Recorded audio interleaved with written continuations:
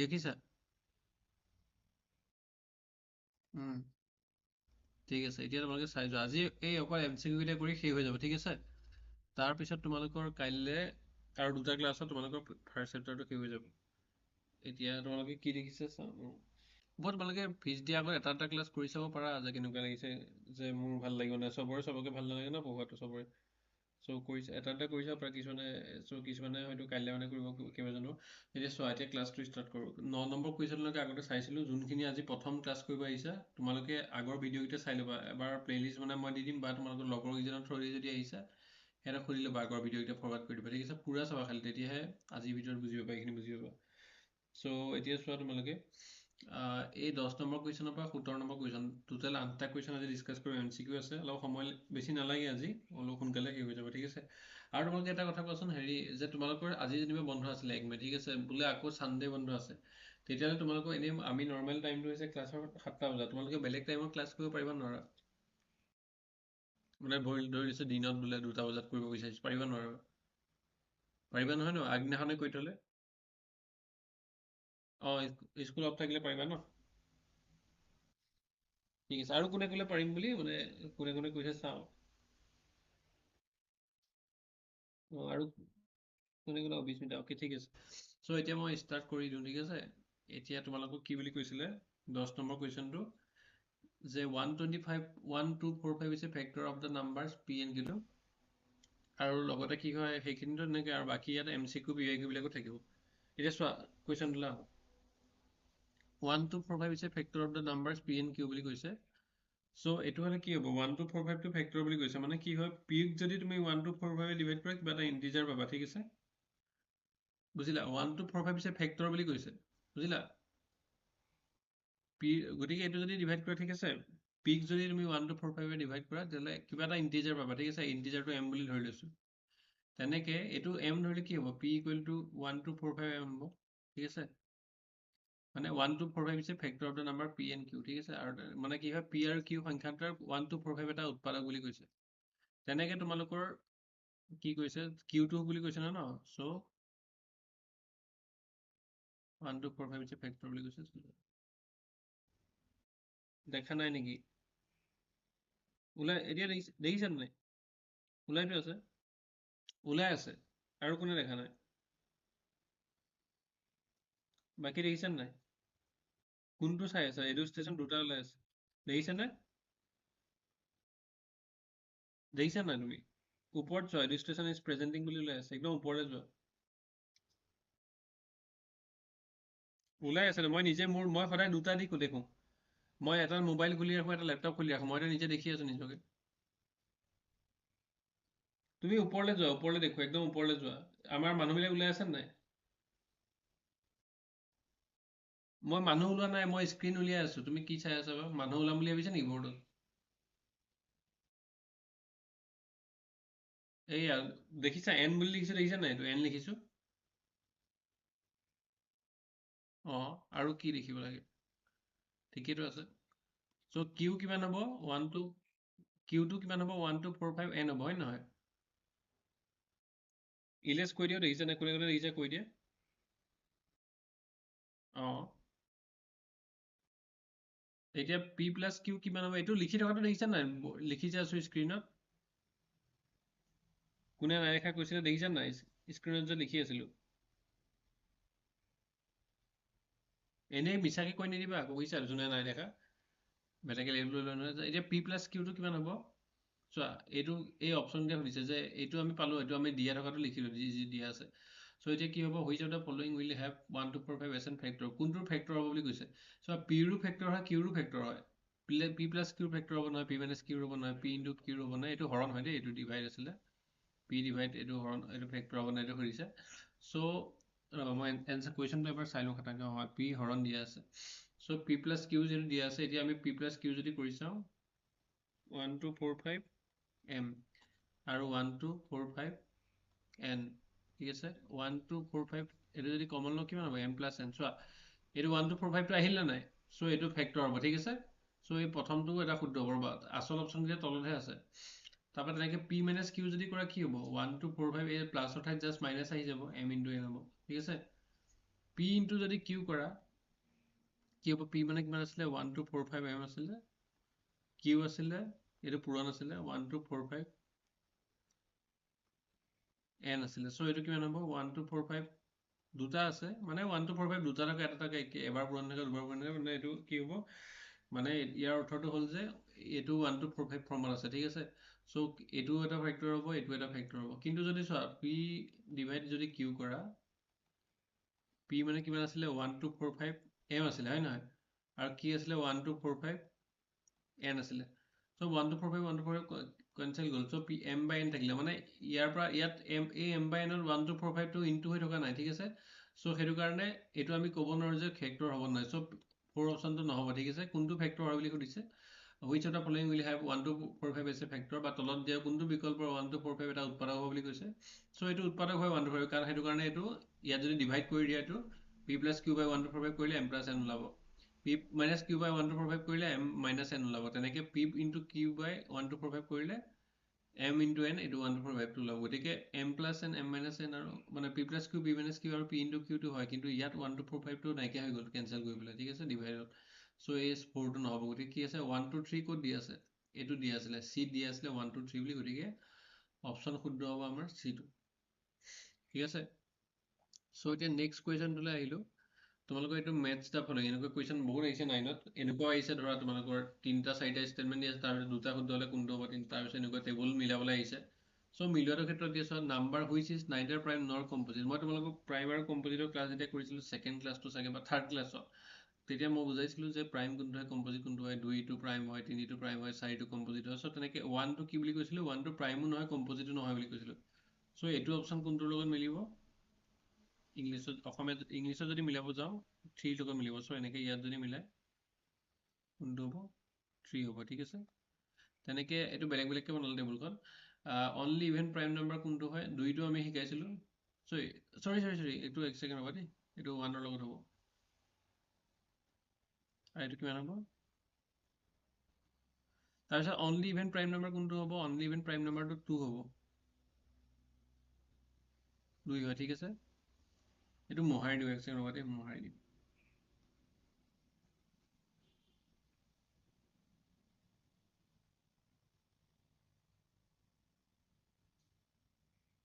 চ' কি হয় নাম্বাৰ হৈছে নাইডাৰ প্ৰাইম নৰ কম্পজিট কোনটো হয় 1টো হয় কৈছিলোঁ চ' এইটো 1 হ'ব ঠিক আছে তেনেকৈ ইয়াত কোনটো হ'ব কোনটো মৌলিক সংখ্যা মৌলিকো নহয় যৌগিকো নহয় মানে মৌলিক হ'ব হ'লে দুটা উৎপাদক থাকিব লাগিব যৌগিক হ'বলৈ দুটাতকৈ বেছি থাকিব লাগিব কিন্তু 1ৰ উৎপাদক এটাহে 1ৰে ডিভাইড যায় অকল বেলেগে ডিভাইড নাযায় চ' সেইটো কাৰণে এইটো 1টো মানে ধৰা প্ৰাইমো নহয় কম্পজিটো নহয় 1টো মৌলিকো নহয় যৌগিকো নহয় অনলি ইভেন প্ৰাইম নাম্বাৰ কোনটো হয় কোৱা 2 হয় ঠিক আছে only even prime number is 2 একমাত্ৰ যুগ্ম মৌলিক সংখ্যাটো হ'ব 2 ঠিক আছে এতিয়া মই গোটেইকেইটা এনে মিলাই লৈছোঁ বাৰু কিন্তু গোটেইকেইটা মিলাবলগীয়া নহয় মই তোমাক শিকাই দিম কেনেকৈ নহয় তোমালোকক HCFটো সুধিছে 12 15 কৈছোঁ 12টো আমি কেনেকৈ লিখিব পাৰোঁ 2 পূৰণ 2 পূৰণ 3 15টো কেনেকৈ লিখিব পাৰোঁ 3 পূৰণ 5 আৰু 21টো আমি কেনেকৈ লিখিব পাৰোঁ 3 পূৰণ 7 HCFটো কেনেকৈ ল'ম দুইটা থকা কমনটো ল'ব লাগিব HCF 12 15 and 21 চবতে থকা কমনটো ল'ব লাগিব 2টো ইয়াত আছে ইয়াত নাই নহ'ব 3টো ইয়াত আছে ইয়াত আছে ইয়াত আছে চ' HCFটো আমাৰ 3 হ'ব চ' এইটো কি হ'ল 12 25 আৰু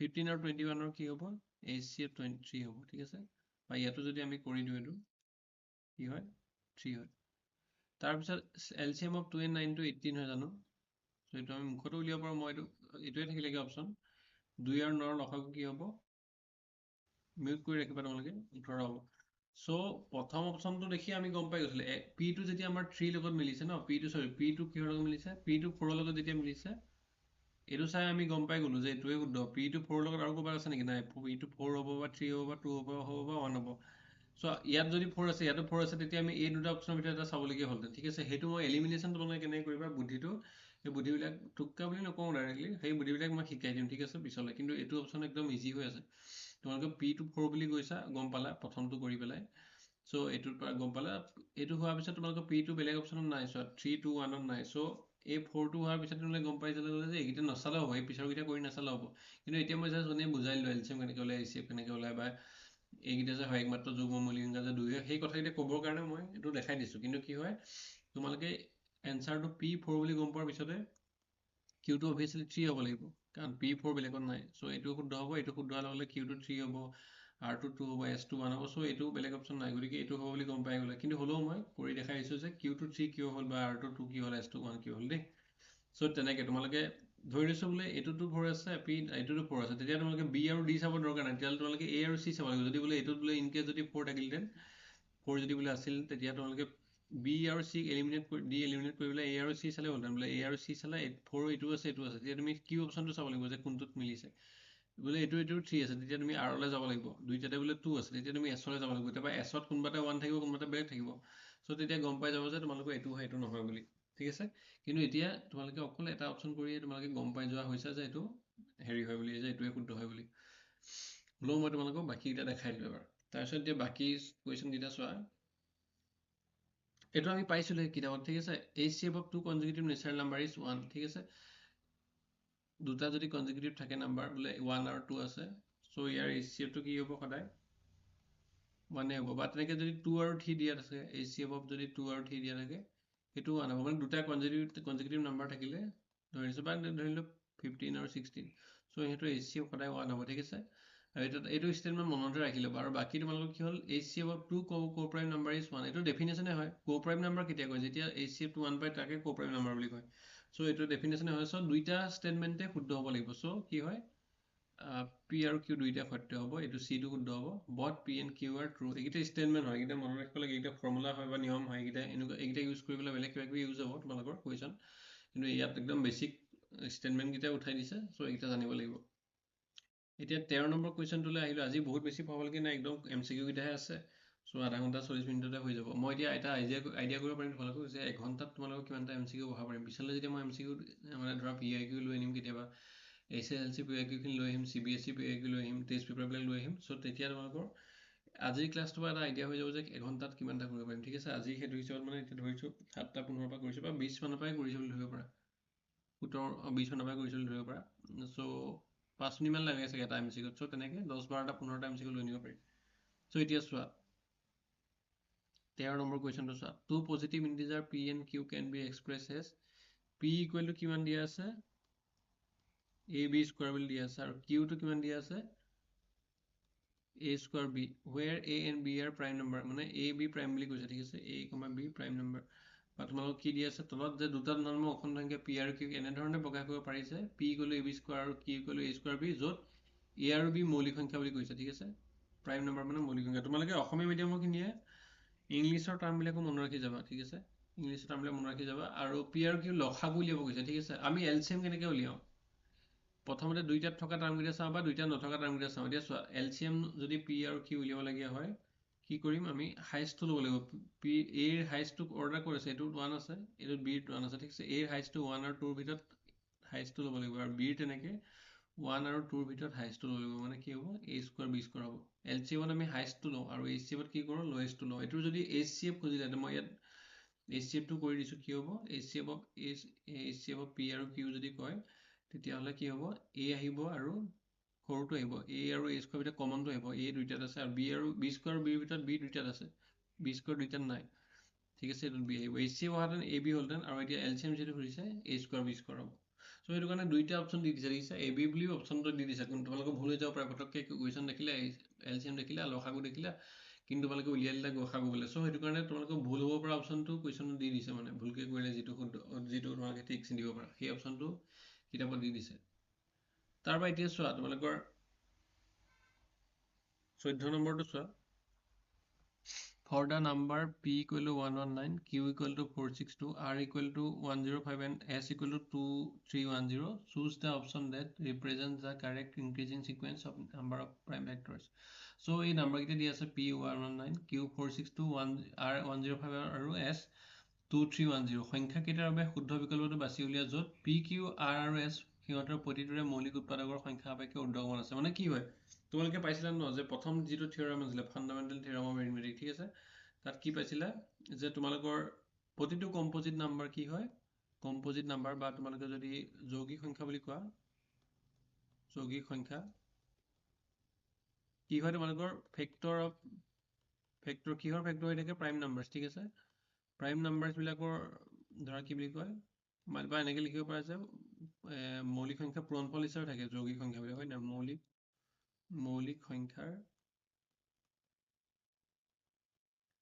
পূৰণফল হিচাপে থাকে ঠিক আছে এইখিনি তোমালোকে মনত ৰাখি ল'বা চ' এই মৌলিক সংখ্যা পূৰণফল হিচাপে যদি থাকে এতিয়া P2 কিবা কিবি মৌলিক সংখ্যা ইনটু কৰি পেলাই P হৈছে ঠিক আছে Q2 এনেকৈ মৌলিক সংখ্যাবিলাক ইনটু কৰি পেলাই Q হৈছে R2 এনেকৈ মৌলিক সংখ্যা ইনটু কৰি এই R2 পাইছোঁ আমি S2 কিবা এটা মৌলিক সংখ্যা ইনটু কৰি আমি S পাইছোঁ ঠিক আছে চ' এতিয়া আমি ইয়াত কেইটামান সংখ্যা ইনটু কৰি পালোঁ এইটো কেইটামান সংখ্যা ইনটু কৰি পাইছোঁ এইটো কেইটামান সংখ্যা ইনটু কৰি পাইছোঁ বা এইটো কেইবাটা সংখ্যা ইনটু কৰি পেলাই পাইছোঁ এতিয়া চবতেতো দুটা আছে কোনোবা তিনিটা আছে কোনোবা চাৰিটা কোনোবা পাঁচটা থাকিব পাৰি ন ধৰি লৈছোঁ এতিয়া 6টোত 2/3 আছে 7টোত কি আছে 1/4 বাৰ নাই 8টোত 2/2 আছে বোলে 121টোত কি হ'ব 11/11 আছে চ' তেনেকৈ 105টো এনেকৈ আমি উলিয়ালে গম পাম এইকেইটা গম পাম চ' আমি কিমানটা সংখ্যা আছে সেইটো হিচাপত মানে ঊৰ্ধ্বকমন মানে ধৰিছোঁ কি বুলি কৈছে ঊৰ্ধ্বকমন লিখিব গৈছে বা কি হৈছে ইনক্ৰিজিং লিখিব গৈছে এইটো মই লিখালে গম পাব এতিয়া P টো চোৱা 119টো আমি কেনেকৈ লিখিব পাৰোঁ 7 পূৰণ 17 ঠিক আছে এইটো আৰু মৌলিক এইটো এটা মৌলিক সংখ্যা প্ৰাইম নাম্বাৰ এইটো প্ৰাইম নাম্বাৰ আৰু ভাগ নাযায় ঠিক আছে ইয়াত আমি কেইটা নাম্বাৰ ইনটু হৈ থকা দেখিলোঁ দুটা নাম্বাৰ ইনটু হৈ আছে Q2 যদি চোৱা 462 ঠিক আছে ইয়াত আমি 2ৰে ডিভাইড কৰিছিলোঁ মই কৈছিলোঁ যে 2ৰে কেতিয়া ডিভাইড যায় আকৌ এবাৰ কৈ দিছোঁ যে ইভেন নাম্বাৰ হ'লে ইভেন নাম্বাৰ মানে তোমালোকৰ ইউনিট প্লেছত 2 0 2 4 6 আৰু 8 হ'লে ইয়াত কি আছে ইউনিট প্লেছত 2 আছে গতিকে এইটো 2ৰে ডিভাইড যাব চ' কিমান হ'ব 231 এতিয়া আৰু 2ৰে ডিভাইড নাযায় কাৰণ এইকেইটা চোৱা 1টো হয় জানো 1টো ইয়াত চোৱা 1 ইয়াত নাই মানে এইটো অড নাম্বাৰ হ'ব 1 থাকিল চ' এইটো 3ৰে ডিভাইড জানি চাব লাগিব 3ৰে ডিভাইড যাব হ'লে কি হ'ব লাগিব আমি নাম্বাৰটোত থকা যিমান ডিজিট আছে ডিজিটকেইটা ইনটু কৰিব লাগিব 2 + 3 + 1 6 চ' যদি 6ক 3ৰে ডিভাইড যায় 231কো 3ৰে ডিভাইড যাব আমি জানো যে 6ক 3ৰে ডিভাইড যায় গতিকে 231কো যাব এইটো ফৰ্মুলা মতে ত' 3ৰে যদি ডিভাইড কৰোঁ 77 হ'ব এতিয়া আমি গম পালোঁ 77 নেওতা 7ৰ যদি নেওতাখন মনত ৰাখোঁ বা 11 যদি নেওতাখন জানো 7 11 গুণ 77 চ' ইয়াত কেইটা নাম্বাৰ ইনটু হৈ আছে 2 3 7 11 4টা নাম্বাৰ ইনটু হৈ আছে তেনেকৈ যদি চোৱা 105টো যদি চোৱা এইটো 2ৰে নাযায় কাৰণ এইটো 5 আছে 3ৰে যাব একে পাছে 6 3ৰে যায় গতিকে এইটো 3ৰে যাব 35 বাৰ হ'ল আৰু যদি এইটো 5ৰে হয় 5ৰে যাব 5 গুণ 35 চ' কিমানটা নাম্বাৰ পালোঁ 3 5 7 3টা নাম্বাৰ পালোঁ ইনটু ঠিক আছে এতিয়া একদম লাষ্টৰটো কৰিছোঁ 2310 2310 যদি ডিভাইড কৰা চ' 2ৰে ডিভাইড কৰিলে 1155 চ' নেক্সট যদি আকৌ এইটো চোৱা 3ৰে ডিভাইড যাব এতিয়া হা মই কৈছিলোঁ তোমালোকক যে প্ৰথমতে 2ৰে ডিভাইড কৰিবা তাৰপৰা 3ৰে তাৰপৰা 5ৰে আকৌ এবাৰ কৰি দিছোঁ তোমালোকে এনেকৈ প্ৰাইম ফেক্টৰাইজেশ্যন যেতিয়া এনেকৈ ভাঙিবা কম্প'জিট নাম্বাৰ এটা প্ৰথমতে 2ৰে ডিভাইড কৰিবা প্ৰাইম নাম্বাৰ 2 হয় দেই তাৰপাছত 3ৰে ডিভাইড কৰিবা তাৰপিছত 5ৰে ডিভাইড কৰিবা তাৰপৰা 7ৰে ডিভাইড কৰিবা তাৰপিছত 11 তাৰপৰা 13 এনেকৈ কৰি থাকিবা কিন্তু 2 3 5ৰে ডিভাইড কৰাৰ লগে লগে বহুত সৰু হৈ যায় অলৰেডি কেতিয়াবা 2ৰে ডিভাইড নাযাব এতিয়া 3ৰ পৰা ষ্টাৰ্ট কৰিবা কেতিয়াবা 3ৰেও নাযায় 2ৰেও নাযায় এতিয়া 5ৰ পৰা ষ্টাৰ্ট কৰিবা কেতিয়াবা কি হয় 2ৰে যাব 3ৰে নাযায় তাৰপৰা 2 তেতিয়া 2ৰে ডিভাইড কৰি 5ৰে ডিভাইড কৰিবা মানে 2ৰে যেতিয়ালৈকে ডিভাইড যাব 2ৰে ডিভাইড কৰি গৈ থাকিবা তাৰপিছত 3 ষ্টাৰ্ট কৰিবা 3ৰে ডিভাইড কৰি গৈ থাকিবা 3ৰে শেষ নোহোৱালৈকে তাৰপৰা 5 কৰিবা কেতিয়াবা ডাইৰেক্টলি 2 3 নগ'লে 5ৰ পৰা ষ্টাৰ্ট কৰিব লাগিব পাৰে বা 7ৰ পৰা কৰিব লাগিব পাৰে এতিয়া দেখিলে এই কুৱেশ্যনটোত 7ৰ পৰা 2ৰে নাযায় এইটো হয় নহয় 9ক 2ৰে নাযায় 119 3ৰে নাযায় কাৰণ 9 10 11 11ক 3ৰে নাযায় 5ৰে নাযায় কাৰণ ইয়াত 5ৰে কেতিয়া যায় যেতিয়া কি হয় 5ৰে ডিভাইড কেতিয়া যায় যেতিয়া 0 বা 5 থাকিব লাগিব ইউনিট প্লেছত এইটো ডিভাইড যাবলৈ ইউনিট প্লেছত কি থাকিব লাগিব 0 2 4 6 8 থাকিব লাগিব তেনেকৈ এইকেইটা বাৰু আছে ৰুল কিন্তু কি হয় ৰুল মনত ৰখাতকৈ তোমালোকে ডিভাইড কৰি চালে সোনকালে হ'ব এই 3ৰ ক্ষেত্ৰত কি হ'ব 3ৰে ডিভাইড যাবৰ কাৰণে তোমালোকে নাম্বাৰ কেইটাৰ ডিজিট কেইটা ল'ব লাগিব নাম্বাৰৰ ডিজিট কেইটা ইনটু কৰিব লাগিব ডিজিট প্লাছ কৰিব লাগিব ডিজিট চাম কৰিব লাগিব ডিজিট চাম কৰিলে যিটো নাম্বাৰ পাবা কিবা এটা পাবা নহয় সেই নাম্বাৰটোক তোমালোকে 3ৰে ডিভাইড কৰিব লাগিব 3ৰে ডিভাইড কৰিলে যদি তোমালোকৰ সেই নাম্বাৰটোক তোমালোকৰ 3ৰে ডিভাইড কৰাৰ পাছত যদি নাম্বাৰ এটাৰ ডিজিট কেইটা চাম কৰি 3ৰে ডিভাইড কৰাৰ পিছত সেইটোক 3ৰে ডিভাইড মানে যায় ৰিমাইণ্ডাৰ 0 হয় তেতিয়াহ'লে সেই নাম্বাৰটো 3ৰে ডিভাইড যাব চ' ইয়াত 3ৰে কিয় ডিভাইড নাযায় 9 যোগ 10 যোগ 9 যোগ 1 যোগ 1 কিমান হ'ব 9 + 1 + 1 11 হ'ব 11ক 3ৰে ডিভাইড নাযায় কাৰণ আমি জানো 3 × 3 9 2 ৰিমাইণ্ডাৰ থাকিব চ' যিহেতু 3ৰে ডিভাইড নাযায় চ' 119কো 3ৰে ডিভাইড নাযায় চ' 5ৰে চালোঁ 5ৰে নাযায় চ' নেক্সট 7ৰে চালোঁ ঠিক আছে এনেকৈ যাব লাগিব চ' এতিয়া এইটোৰ ক্ষেত্ৰত আমি 1155 পালোঁ এতিয়া আমি 3ৰে ডিভাইড যায় নাযায় চাম কাৰণ 5 যোগ 5 যোগ 10 10 1 11 1 12 চ' এইটোক 3ৰে ডিভাইড যাব কাৰণ এইটো 12ক 3ৰে ডিভাইড যায় গতিকে নাম্বাৰটোক 3ৰে ডিভাইড যাব চ' কিমান হ'ব 385 হ'ব তাৰপিছত 3ৰে ডিভাইড যাব নালাগে আকৌ চাব লাগিব 3 8 11 পাইছে 16 16 হ'ল 3 + 8 + 5 16 16ৰ 3ৰে ডিভাইড যায় জানো নাযায় 3 × 5 কিমান হ'ব 15 হ'ব চ' 1 বাকী থাকিব কিমান হ'বগৈ 3ৰে ডিভাইড নাযায় চ' এইটো 3ৰে ডিভাইড নাযাব 1 বাকী থকাৰ কাৰণে যিহেতু ৰিমাইণ্ডাৰ 0 হ'লে ডিভাইড যায় ন কিবা এটা নাম্বাৰক আমি যদি ডিভাইড কৰোঁ ৰিমাইণ্ডাৰ 0 পালেহে ডিভাইড যোৱা বুলি কয় এইটো যিহেতু ৰিমাইণ্ডাৰ 0 নাপাম এইটো ডিভাইড নাযাব চ' আমি 5ৰে যাব কাৰণ এইটো 5 আছে বা 0 থাকিলে ডিভাইড যায় এইটো 5 আছে চ' 5ৰে ডিভাইড কৰিলে 77 বাৰ যাব তাৰপৰা এতিয়া কিমান হ'ল নেক্সট কিমান হ'ব 7ৰে যদি ডিভাইড কৰোঁ 11 বাৰ যাব। চ' কিমানটা পালোঁ আমি প্ৰাইম নম্বৰ? 2 3 5 7 11। চ' 5টা প্ৰাইম নম্বৰ পালোঁ। চ' কিমান পালোঁ? প্ৰথম 2টা পালোঁ, 4টা পালোঁ, 3টা পালোঁ, 2টা পালোঁ, 5টা পালোঁ। চ' এইটো কি কৰিছে আমাৰ ঊৰ্ধ্বক্ৰমত মানে ইনক্ৰিজিং অৰ্ডাৰত সজাব গৈছে, মানে সৰুৰ পৰা ডাঙৰলৈ গৈছে ইনক্ৰিজিং, ঠিক আছে, ইনক্ৰিজিং বুলি কৈছে বা ঊৰ্ধ্বক্ৰম বুলি কৈছে, ঊৰ্ধ্বক্ৰম বুলি কৈছে। মানে কিমান সৰুৰ পৰা ডাঙৰলৈ হ'ব, ঠিক আছে, এনেকৈ হ'ব। চ' প্ৰথমতে 2টো আহিব, 2 তাৰপৰা 3 আছে হয় নহয়, তাৰপিছত 4, তাৰপিছত 5। 2 কোনটোত আছিলে? 119। 119 মানে কিমান আছিলে? পি আছিলে। 3 কোনটোত আছিলে? 105। 105 মানে আছিলে আৰ। 4 কোনটো হয়? 4 আছিলে 462। 462 মানে কিউ। আৰু 5 কোনটোত আছিলে? 5 আছিলে তোমালোকৰ এইটো 2310। চ' 2310 মানে এছ আছিলে। চ' অৰ্ডাৰটো কি হ'ব? পি আৰ কিউ এছ হ'ব। পি আৰ কিউ এছ ক'ত আছে? চ' পি আছে যিহেতু তোমালোকে এইকেইটা এলিমিনেট কৰিব পাৰিবা, ঠিক আছে। এলিমিনেট কেনেকৈ মই এতিয়া দেখাই দিছোঁ। এইকেইটা এলিমিনেট কৰিব পাৰিবা। চ' বাকী থাকিলে পি আৰু এইটো এ পিটো থাকিলে। চ' পিৰ পিছত নেক্সট আৰ আহিছে। চ' আৰটো ইয়াত আহিছে জানো? বাকীকেইটা নাচালো, আৰটো ইয়াত অহা নাই, এইটো নহ'ব। চ' এইটো কেনচেল কৰি দিয়া। চ' পিৰ পিছত আৰ আহিলে এইটো শুদ্ধ হ'ব, ঠিক আছে। পিৰ পিছত আৰ অহা এইটোৱে আছে। তাৰপিছত বাকীটো চাব পৰা যায়, কিউ আছে, এছ আছে, এইকেইটা আহিব অবভিয়াছলি। চ' অপশ্যনটো বি হ'ব, কাৰেক্ট অপশ্যন এনেকৈ। চ' 5টা কুৱেশ্যন হৈ গ'ল আৰু 3টা আছে। চ' এতিয়া তোমালোকে যদি চোৱা নেক্সট 15 নম্বৰ কুৱেশ্যনটো কি কৈছে? 3 আৰু 10 সহমৌলিক সংখ্যা বুলি কৈছে। আৰু এইটো কি হ'ল? মই শুদ্ধকৈ লিখি দিছোঁ। 15 নম্বৰটো কুৱেশ্যন ঠিকে আছে, মানে কুৱেশ্যন লিখোঁতে অকণমান খেলি মেলি হৈছে। এইটো এ আৰু বি হয় দেই, এইটো 8 হৈ আছে, এ আৰু বি। 3 আৰু 10 সহমৌলিক সংখ্যা। এ আৰু বি সহমৌলিক হ'ব যদি সিহঁতৰ একৰ বাহিৰে কোনো সাধাৰণ পদ নাই। 3 আৰু 10 সহমৌলিক সংখ্যা হ'ব, ঠিক আছে। সহমৌলিক সংখ্যা মানে কি আছিলে? কো প্ৰাইম নাম্বাৰ আছিলে, ঠিক আছে। কো প্ৰাইম নাম্বাৰৰ ডেফিনেশ্যনটো কি হয়?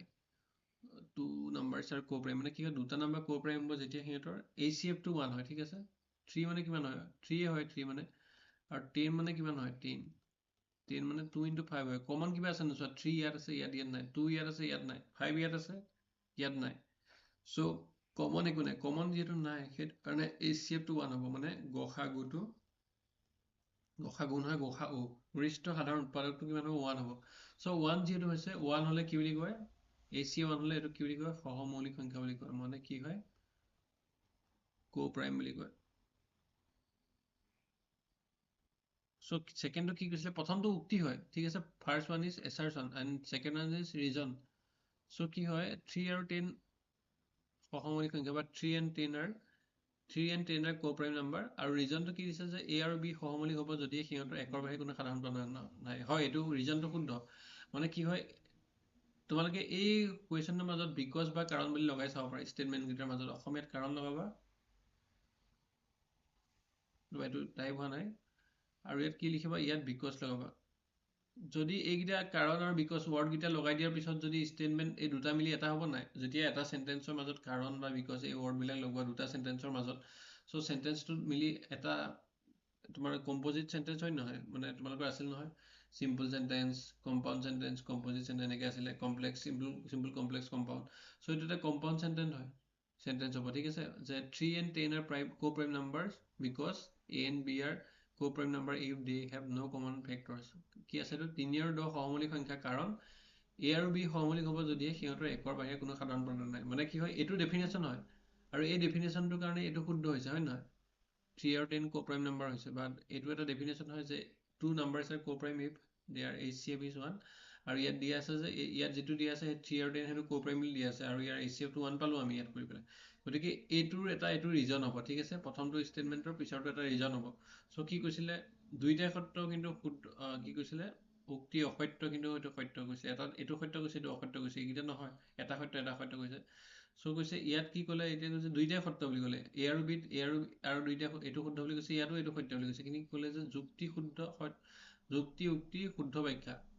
আৰু ইয়াত কি কৈছে যে যুক্তি উক্তিৰ শুদ্ধ ব্যাখ্যা নহয়। আমি কি কৰোঁ? এইটোতো বিটো নহয়, কাৰণ এইটো শুদ্ধ ব্যাখ্যা হয়, হয় নহয়? যে both assertion and reason are true and reason is the correct explanation of assertion and reason, ঠিক আছে। চ' এটা ট্ৰু এটা ফল্ছ এনেকুৱাটো নহয়, দুইটা ট্ৰু হৈছে। এই দুটা ট্ৰুৰ ভিতৰত বিটো শুদ্ধ নহয়। কিয় বি শুদ্ধ নহয়? এ শুদ্ধ হ'ব, কাৰণ কি কৈছে যে কাৰেক্ট এক্সপ্লেনেশ্যন হয় বুলি কৈছে। Reason is the correct explanation of assertion, ঠিক আছে। চ' সেইটো কাৰণে এনেকুৱা বহুত কুৱেশ্যন আহিব এছাৰশ্যন ৰিজনত। টেবুলৰ কুৱেশ্যন দেখিলা, এনেকুৱা দেখিলা। চ' কেছ ষ্টাডি কুৱেশ্যনো আমি ডিছকাছ কৰিম। চ' যিহেতু যেটো প্ৰথম স্টেটমেন্ট সেইটোৰ এটা ৰিজন এটো হয় এটো হোৱাৰ কাৰণে এটো হৈছে সো সেইটো কাৰণে এতিয়া আমাৰ প্ৰথম অপচনটো আমাৰ শুদ্ধ হ'ব সো এতিয়া নেক্সট কুৱেশ্যনলৈ যদি আহো 16 নম্বৰ কুৱেশ্যন সো এটোত চাৰিটা কুৱেশ্যন দিয়া আছে তোমালোকক এটা মান দিব পাৰে হয় নহয় গোটেইকেইটা নিদিব পাৰে একেলগে সো কি কৈছে observe the factor tree and answer the question factor tree বুলি কৈছে মানে কি বুজিছানে যে তোমালোকৰ a2 আৰু a1 2 4 5 আৰু 3 ইনটু হৈ পেলাই এটো হৈছে তেনেকে 4 2 5 আৰু 3 ইনটু কৰি এটো তোমালোকে চাই লওঁচোন এটো চালা 1 2 4 5 আৰু 3 ইনটু কৰি এটো হ'ব 4 2 5 আৰু 3 ইনটু কৰি এটো হৈছে তোমালোকে চাব পাৰে 4 3 গুণ 12 আৰু 25 3 গুণ 75 1275 হৈছে তেনেকে 85 ইনটু কি ইনটু কৰিলে 425 হ'ব এটো 85 ৰ লগত কি ইনটু কৰিলে 425 হ'ব বা 5 ৰ লগত কি ইনটু কৰিলে z হ'ব এটো উলিয়াব গৈছে ইনটু কৰি সো কিমান হ'ল আমি গম পাওঁ যে এটো ইনটু কৰিলে এটো হয় সো এটো ইনটু কৰিলে কিমান হ'ব x কিমান হ'ব 3 into 1 2 7 5 তেনেকে তোমালোকে এটো পৰা এটো পালো তাৰ পিছত কি হ'ব y মানে কিমান হ'ব বা এনেকে যদি চাও 425 equal to y into 85 তেনেকে আমাৰ কি হ'ব 85 equal to 5 into z আৰু লাষ্টত কি হৈছে তোমালোকৰ এইকেইটাত x y z টো উলিয়াব গৈছে x ৰ মান y ৰ মান z ৰ মান লাষ্টত তোমালোকৰ কি হৈছে x plus y plus z কৰিছে সো আমি এটোৰ পৰা কিমান পালো 85 equal to 5z যদি হয় 85 লাষ্টৰ পৰা যদি 85 equal to 5z হয় z মানে কিমান পালো 17 পালো z মানে কিমান পালো 17 পালো নেক্সট কি কৈছে যে y টো কি হয় y আৰু 85 ইনটু কৰি আমি 425 পাইছো মানে কিমান হ'ব লাগিব y আৰু 85 ইনটু কৰি আমি 425 পাইছো মানে y টো আমাৰ 5 হ'ব লাগিব তেতিয়া আমি 5 আৰু 85 কৰিলে 425 পাম বা এনেকে আমি y equal to 425 by 85 divide কৰি চালো আমি গম পাম এটো 5 হ'ব বুলি সো y ভ্যালুটো কিমান হ'ব 5 বুলি আমি গম পালো তাৰ পিছত কি হ'ল আমি জানো যে এটো আৰু এটো ইনটু কৰিলে x হ'ব সো x মানে কিমান হ'ব 3 into 1 to 7 5 মানে কিমান হ'ব এটো ইনটু কৰি চালে মানে গম পাবা 3825 3825 সো আমি গম পাই গলো যে x মানে কিমান হয় 3825 হয় নহয় y মানে কিমান হয় y মানে 85 5 পাইছিলো y মানে 5 পাইছিলো আৰু বাকি কি z মানে কিমান পাইছিলো z মানে 17 পাইছিলো এইকেইটা যদি আমি ইনটু কৰি দিও 3825 plus 17 plus 5 সো 17 পাইছা 22 47 3847 সো এনসাৰটো কিমান হ'ব 3847 কোনটো হ'ব 3847 হ'ব b2 ঠিক আছে so x plus y plus z ওলাই আৰু এইকেইটা সুধিছিলে x টো সুধিছিল 3825 হয় y টো হয় কিমান তোমালোকৰ y টো 5 হয় z টো কিমান হয় 17 হয় সো এইকেইটা যোগ কৰিলে 17 পাইছা 3847 x plus y plus z equal to so এইকেইটা হ'ব এটো হ'ব কাৰেক্ট আনসাৰ সো নেক্সট এটা কুৱেশ্যন থাকিলে তোমালোকৰ এতিয়া এইটো কুৱেশ্যন চাবা যে চাৰিটা কুৱেশ্যন আছে ঠিক আছে MCQ নহয় এটা 16 লৈকে 7টা MCQ দিলে সো এবাৰ কি কৈছে NCERT লগত তোমালোকে MCQ খিনি ভৰাই দিছে আৰু এই 17 নম্বৰটো কিন্তু MCQ নহয় সো MCQ হিচাপে সুধি দিব পাৰে সো ইয়াত MCQ হিচাপে ইয়াত খালি দিয়া নাই সো এতিয়া এইটো চোৱা কেনেকৈ হ'ব যে এই inter school learning being conducted by an NGO related to education where the participants will be educated of different subjects the number of science English and mathematics are 60 80 and 108 respectively কি কৈছে যে শিক্ষাৰ সৈতে জড়িত এটা বেচৰকাৰী সংস্থাৰ দ্বাৰা পৰিচালিত আন্তঃবিদ্যালয় আলোচনা চক্ৰত অংশগ্ৰহণকাৰী সকলৰ বিভিন্ন বিষয়ৰ শিক্ষাবিদ বিজ্ঞান ইংৰাজী আৰু গণিতত অংশগ্ৰহণকাৰী সংখ্যা ক্ৰমে 60 84 আৰু 108 সো সায়েন্সত সো সায়েন্সত কিমানজন টিচাৰ আহিছে 60 জন আহিছে তেনেকে ইংলিছত তোমালোকৰ কিমানজন আহিছে 84 জন টিচাৰ আৰু মেথছত আহিছে 108 জন টিচাৰ সো তেওঁলোকে কিবা এটা ধৰা আলোচনা চক্ৰত অংশগ্ৰহণ কৰিছে সো কুৱেশ্যনটো কি হ'ল the in each room the same number of participants are to be seated and all of them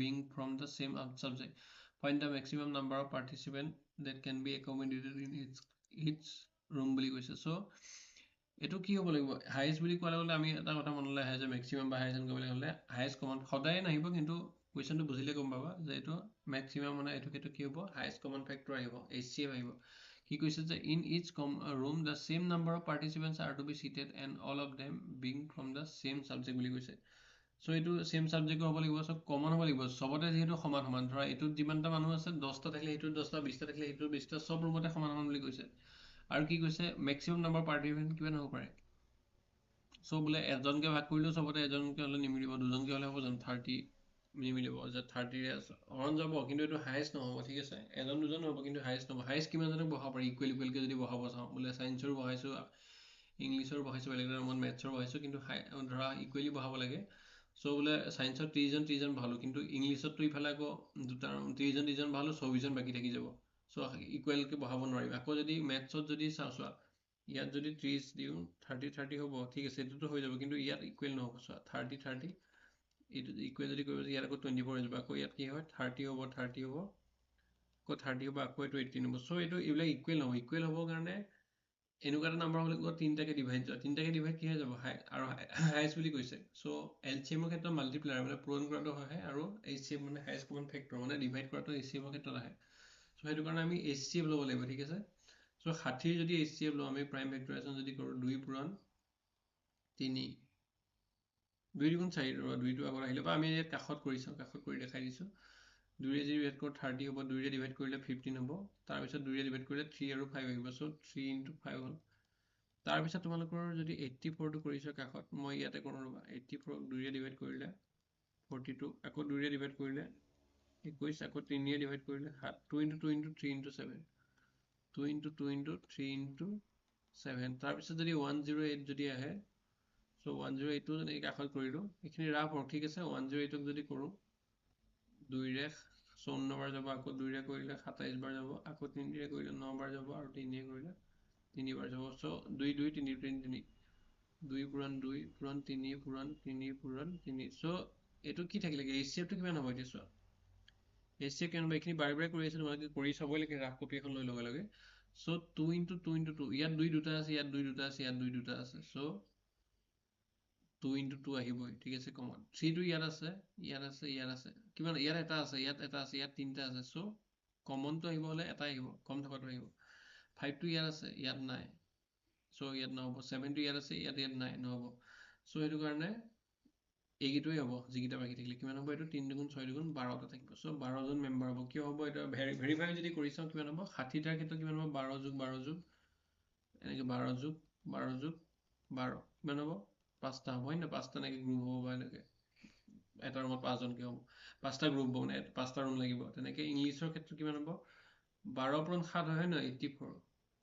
so' 7টা room লাগিব, ঠিক আছে। আৰু তেনেকৈ মেথছৰ ক্ষেত্ৰত কিমান হ'ব, 108 আছে, চ' 12 × 9 হ'ব। চ' চবতে 12কে হৈ গৈছে, ঠিক আছে। এইটোৱে হাইছ হ'ব, কাৰণ ইয়াতকৈ ডাঙৰ যদি কিবা নাম্বাৰ লওঁ 24 হ'লেতো নহ'ব, কাৰণ 24ক 60 হৰণ নাযায়। চ' 12টোৱে হ'লগৈ, ঠিক আছে, answer ultimately. So in each room, the same number of participants are to be seated, and all of them are being from the same subject. Find the maximum number of participants that can be accommodated in each room. যে প্ৰতিটো কোঠাত একে বিষয়ে সমান সংখ্যক অংশগ্ৰহণকাৰী বহিব পাৰে। প্ৰতিটো কোঠাত সৰ্বোচ্চ কিমান সংখ্যক অংশগ্ৰহণকাৰী বহিব পাৰিব, কিমান অংশগ্ৰহণকাৰী বহিব পাৰিব, চ' 12জনকৈ বহিব পাৰিব। 12 বাৰ 12কে 60জন, 5টা লাগিব, 5টা ৰুম লাগিব। 12 বাৰ 12কে 84 হ'লে 9টা ৰুম লাগিব, 7টা ৰুম লাগিব, আৰু 108 হ'লে 9টা ৰুম লাগিব। চ' এইটো কুৱেশ্যনে সুধিছে নেকি, what is the minimum number of rooms required for the event. Minimum কিমানটো লাগিব বুলি সুধিছে। চোৱা 60টা আছে, এটা ছাবজেক্ট, এটা 84টা আছে, এটা ছাবজেক্ট 108টা আছে। চ' 60টাৰ কাৰণে এনেকৈ কৰিব পৰা, 5টা ৰুম লাগিব, এইটোৰ কাৰণে 7টা ৰুম লাগিব, এইটোৰ কাৰণে 9টা লাগিব। 5 7 9, 5টা 7টা আৰু 9টা। চ' 7 9 16 আছে 21টা। বা আমি এনেকৈ কৰিব পাৰোঁ যে টোটেল কিমানজন আছে, টোটেল টিচাৰ আছে 60 যোগ 84 যোগ 108। চ' কিমান আছে, 252জন টিচাৰ আছে, ঠিক আছে। 250জন টিচাৰৰ যদি প্ৰতিজন টিচাৰৰ 12জনকৈ বহে, আগৰ পিছত আমি পাইছিলোঁ ন, 12জনকৈ বহিলে কিমান হ'ব, 12 দুগুণ 24, আৰু 1 থাকিলে 2 থাকিলে, চ' 12 এগুণ 12 শূন্য হ'ল। চ' কিমান হ'ব, এইটো হিচাপে চালেও 21 হ'ব, বা এনেকৈ চালেও 21 হ'ব। এইটো অৰ বুলি কৈছোঁ, ঠিক আছে। চ' টোটেলটো আমি যোগ কৰি পেলাই 252 হ'ব। 252ক আমি 12টা ৰুমত, এটা ৰুমত যিহেতু 12জনকৈ বহিব পাৰে, চ' তেতিয়াও 21টা ৰুম লাগিব। আৰু যদি এনেকৈ চাওঁ যে 60জনৰ কাৰণে 5টা ৰুম লাগিব 12 12কে, 84জনৰ কাৰণে 7টা ৰুম লাগিব 12 12কে, আৰু বা 108জনৰ কাৰণে 12টাৰ, এটা ৰুমত 12টাকে 9টা ৰুম লাগিব। চ' তেনেকৈ কৰিলেও আমাৰ এইটো 5 যোগ 7 যোগ 9, চ' কিমান হ'ব, 21 ওলাব। চ' এনেকৈ কৰিলেও চব আকৌ টোটেল কৰি পেলাই তাৰপিছত ডিভাইড কৰিলেও 21 ওলাব। চ' এনেকৈ কৰি, চ' এতিয়া আমাৰ দুটা কুৱেশ্যনৰ বাকী আছে। চ' এই দুটা কুৱেশ্যন চাই লোৱা। ইয়াৰে দুটা পাৰ্ট হৈছে, এইটো বেলেগ আৰু ফাইন এলচিএম অফ 60 84 আৰু 108। আমি এইচচিএফটো উলিয়াইছিলোঁ, হয় নহয়। এতিয়া এলচিএম উলিয়াম। চ' আমাৰ ফৰ্মুলা আছিল এলচিএম এইচচিএফৰ দুটাৰ ক্ষেত্ৰত A × B, দুটা নাম্বাৰ যদি ইনটু কৰা, সেই নাম্বাৰকেইটা এলচিএম এইচচিএফ ইনটু কৰিলেও ছেম হ'ব, কিন্তু 3টা নাম্বাৰৰ ক্ষেত্ৰত সেইটো ফৰ্মুলা মানি নচলে, ঠিক আছে। চ' এতিয়া আমি এলচিএমৰ কাৰণে কি আছিলে, 60 কিমান পাইছিলোঁ আমি, আগৰ পেজটো যদি চাওঁ 2 দুগুণ 4 এইটো পাইছিলোঁ, ঠিক আছে। মনত ৰাখি তোমালোকে চাই ল'ব পাৰা। তেনেকৈ 84ৰ ক্ষেত্ৰত কিমান পাইছিলোঁ, 2 পূৰণ 2 পূৰণ 3 পূৰণ 7 পাইছিলোঁ। আৰু 108ৰ ক্ষেত্ৰত কি পাইছিলোঁ, 2 পূৰণ 2 পূৰণ 3 পূৰণ 3 পূৰণ 3 পাইছিলোঁ চ' এতিয়া এলচিএম যদি চাওঁ চোৱা এইচচিএফৰ ক্ষেত্ৰত আমি কমন চাওঁ কিন্তু এলচিএমৰ ক্ষেত্ৰত আমি কমন নাচাওঁ দুইটাত থকা বা তিনিটাত থকা যিকোনো থাকিলে হ'ল এবাৰ থাকিল দুবাৰ থাকিল বেছিটো ল'ব লাগিব আৰু এটাত থাকে এটা নাথাকিলে ল'ব লাগিব এতিয়া চোৱা ইয়াত দুইত দুটা আছে ইয়াত দুইত দুটা আছে ইয়াত দুইত দুটা আছে আমি দুটাই ল'ব লাগিব দুই তোৰ তিনিটা দুইৰ ভিতৰত মেক্সিমাম টুৱে হ'ব ঠিক আছে এতিয়া ইয়াত তিনি আছে ইয়াত এটা আছে ইয়াত দুটা আছে ইয়াত তিনিটা আছে সৰি ইয়াত এটা আছে ইয়াত এটা আছে ইয়াত তিনিটা আছে চ' আমি তিনিটাই ল'ব লাগিব এলচিএমৰ ক্ষেত্ৰত ঠিক আছে এইচচিএফৰ ক্ষেত্ৰত এটা ল'লে কিন্তু ইয়াত তিনিটাই ল'ব লাগিব পাঁচটো ইয়াত আছে ইয়াত নাই কিন্তু আমি পাঁচটো ল'ব লাগিব 7টো ইয়াত আছে ইয়াত নাই আমি 7টো ল'ব লাগিব চ' কিমান হ'ব এতিয়া যদি লওঁ 7 5 গুণ 35 35 গুণ 105 345 আৰু এইটো 2 গুণ 4 গুণ 12 এতিয়া যদি চাওঁ আমি এনেকৈ ইণ্টু কৰোঁ 2 গুণ 4 4 গুণ 12 গুণ 36 3 গুণ 108 108 5 গুণ 540 540 পূৰণ 7 কিমান হ'ব 3780 ঠিক আছে এইটো যদি ডিভাইড কৰি চোৱা কিমান হ'ব 3780 বা এনসাৰটো মই এনসাৰ চাই নলওঁ বাৰু এইটো জানিম এইটো ডিভাইড কৰি তোমালোকে কৰি যাব পাৰা চ' 60 আকৌ যদি চোৱা এলচিএমৰ ক্ষেত্ৰত আমি কি কৰোঁ দুইটাত থকা নথকা মিলাই চব মিলাই লওঁ ঠিক আছে দুটা আছে ইয়াত দুটা আছে চ' দুবাৰ ল'লোঁ 3 ইয়াত এবাৰ ইয়াত তিনিবাৰ আছে চ' তিনিবাৰেই ল'লোঁ 5টো ইয়াত এবাৰ আছে ইয়াত এইকেইটা নাই যদি আমি ল'ব লাগিব 7টো ইয়াত আছে এইকেইটা নাই যদি আমি ল'ব লাগিব চ' 3780 যেতিয়া এলচিএম হ'ব ঠিক আছে এলচিএমটো কি বুলি সুধিলে কিমান হ'ব 3780 হ'ব find the product of HCF LCM and LCM of এইটো চ' প্ৰডাক্টটো ল'ব গৈছে ঠিক আছে আমি কি পাইছিলোঁ LCM কি পাইছিলোঁ LCM পাইছিলোঁ আমি এইটো চাব লাগিব HCF পাইছিলোঁ আমি 12 ঠিক আছে HCF পাইছিলোঁ আমি 12 LCM পাইছিলোঁ 3780 LCM কিমান পাইছিলোঁ LCM HCF 12 পাইছিলোঁ আৰু এইটো কিমান পাইছিলোঁ LCM 3780 পাইছোঁ এতিয়া কি হ'ল 60 84 আৰু 108ৰ গসাগু আৰু লসাগু পূৰণফল উলিয়াব গৈছে চ' কিমান হ'ব HCF of এই নাম্বাৰকেইটা লিখিবা 60 84 108 ইনটু LCM of 60 84 আৰু 108 HCF কিমান পাইছিলোঁ HCF পাইছিলোঁ 12 আৰু এইটো পাইছিলোঁ 3780 চ' এইটো যদি ইয়াত ইনটু কৰি চাওঁ 7560 আৰু এইটো কিমান হ'ব 3780 0 6 1 1 4 চাব পৰা 7,844,360 ঠিক আছে এইটো আমি কিমান পালোঁ 45,360 কিন্তু আমি যদি নাম্বাৰকেইটা ইনটু কৰোঁ নাম্বাৰকেইটা কৰিলে কিন্তু আমি নাপাওঁ চোৱা দুটা নাম্বাৰৰ ক্ষেত্ৰত কি আছিল 2 নাম্বাৰছৰ ক্ষেত্ৰত কি আছিলে যে LCM ইনটু HCF LCM কি হয় LCM AB LCM আৰু AB HCF যদি লওঁ আমি A ক্ৰছ B পাম কিন্তু আমি 3 নাম্বাৰৰ ক্ষেত্ৰত এইটো বস্তু আমি 3 নাম্বাৰৰ ক্ষেত্ৰত নাপাওঁ ঠিক আছে তিনিটা নাম্বাৰৰ ক্ষেত্ৰত নাপাওঁ কিয় নাপাওঁ আমি HCF আৰু LCM ইনটু কৰিছিলোঁ হয় না HCF টো 12 পাইছিলে LCM টো ইমান পাইছিলে আমি এনসাৰটো এইটো পালোঁ কিন্তু যদি আমি নাম্বাৰকেইটা ইনটু কৰোঁ 12 60 পূৰণ 84 পূৰণ এইটো কৰি চাব পৰা 108 চ' এইটো কিমান হ'ব 84 504 5040 পূৰণ 108 এইটো আমি পুৰা কৰি নাচালোঁ এটা কথা আৰু পুৰা কৰিয়ে চাই দিওঁ চাবা এইটো 84 504 5040 পূৰণ 108 5040 পূৰণ 108 8 0 0 8 4 গুণ 32 2 3 হ'ব আৰু 8 5 গুণ 40 আৰু এইটো 0 হ'ব আৰু এইটো 0 4 5040 যাব চ' এইটো 0 2 3 4 4 5 চ' 5,44,920 হ'ব এইটো হ'ব আৰু ইয়াত আমি পাইছোঁ কি ইনটু কৰি পেলাই এইটো পাইছোঁ চ' পূৰণ কৰি এইটো পাইছোঁ আৰু এইটো কি হয় তোমালোকৰ HCF LCM পূৰণ কৰি এইটো পাইছোঁ আৰু নাম্বাৰকেইটা পূৰণ কৰি এইটো পাইছোঁ গতিকে এইটো মানি নচলে ঠিক আছে যে দুটা নাম্বাৰ ক্ষেত্ৰত যে আছিলে কি আছিলে HCF of AB into LCM of AB equal to A cross B হয় কিন্তু ইয়াৰ ক্ষেত্ৰত তিনিটা আছে A cross B cross C is not equal to for 3 number A cross B cross C A cross B cross C is not equal to HCF of A cross B cross C HCF of ABC into LCM of only true for কি হয় only true for 2 number ঠিক আছে only equal for 2 numbers দুটা number থাকিলেহে এইটো equal হ'ব কিন্তু তিনিটা নাম্বাৰ যদি থাকে নাম্বাৰকেইটা ইনটু কৰিলে আৰু HCF LCM ইনটু কৰিলে যিটো পাবা সেইটো ইকুৱেল নহয় ঠিক আছে চ' আজিলৈ ইমানখিনি ক'ব লগা আছিলে চ' এতিয়া তোমালোকে ভিডিঅ'টো ৰেকৰ্ডেড চাই ল'বা আৰু কিবা ডাউট থাকিলে তোমালোকে হেৰি কৰিবা কি বুলি কয় মোক হোৱাটছআপত সুধিবা চ' এতিয়া মই ইয়াত ডাউটখিনি সোধা নাই ঠিক আছে চ' তোমালোকে লিভ লৈ ল'ব পাৰা